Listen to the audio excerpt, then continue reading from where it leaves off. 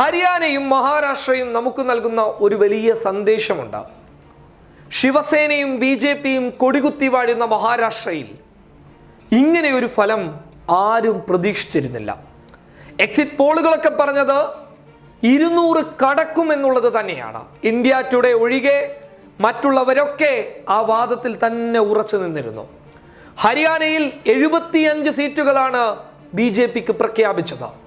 പക്ഷേ നടന്നത് എന്താണ്?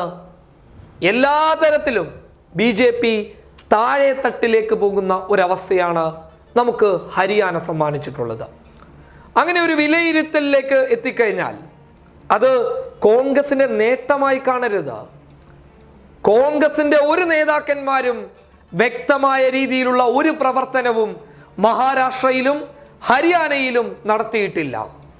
തിരഞ്ഞെടുപ്പിനെ ഗൗരവത്തിൽ അവർ കണ്ടിട്ടില്ല എന്ന് പറഞ്ഞാൽ തെറ്റില്ല എന്നത് തന്നെയാണ് ഞങ്ങളുടെ അഭിപ്രായം.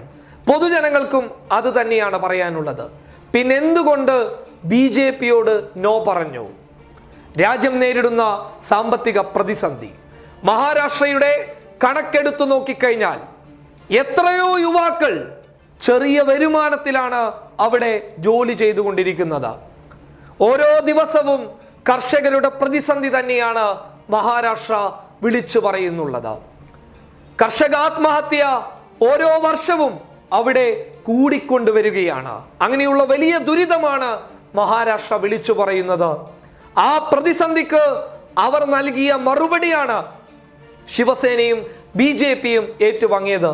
അവർ തന്നെ അധികാരത്തിലേക്ക് പോകുന്ന ഒരു ചിത്രം അവിടെ നിന്ന് ലഭിക്കുന്നുണ്ടെങ്കിൽ പോലും മറിച്ച് അവർക്ക് വലിയ തോതിലുള്ള നഷ്ടം അവിടെ ഉണ്ടായിട്ടുണ്ട് എന്ന യാഥാർത്ഥ്യത്തെ തള്ളിക്കളയാൻ വേണ്ടി സാധിക്കില്ല.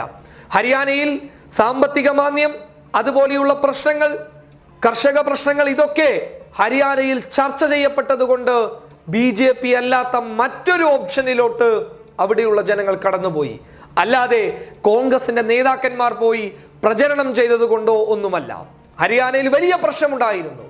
കോൺഗ്രസിനകത്ത് തന്നെ 3 വിഭാഗങ്ങൾ കടന്നു വന്ന ഒരു സാഹചര്യം നമുക്ക് കണ്ടതാണ്. ഹൂഡയുടെ നേതൃത്വത്തിൽ അടക്കം ഒരുപാട് പ്രശ്നങ്ങൾ അവിടെ ഉണ്ടായിരുന്നു.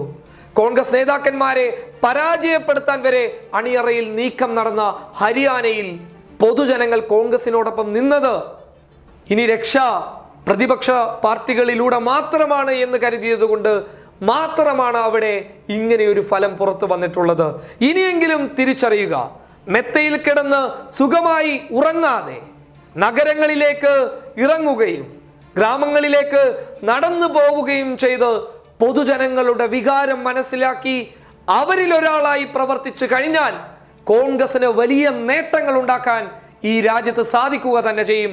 അക്കാര്യത്തിൽ യാതൊരു സംശയവും വേണ്ട. സോണിയാഗാന്ധിയുടെ കടന്നുവരലിൽ ചെറിയ മാറ്റങ്ങൾ ഉണ്ടായി എന്ന് വേണം പറയാൻ. ആ മാറ്റങ്ങൾ ഇനിയും മുൻപോട്ട് കൊണ്ടുപോകണമെന്നുണ്ടെങ്കിൽ നിങ്ങൾ മെത്തയിൽ നിന്ന് എണീക്കുക തന്നെ വേണം. ഇറങ്ങണം സാധാരണക്കാരുടെ ഹൃദയങ്ങളിലേക്ക്. News desk public Kerala.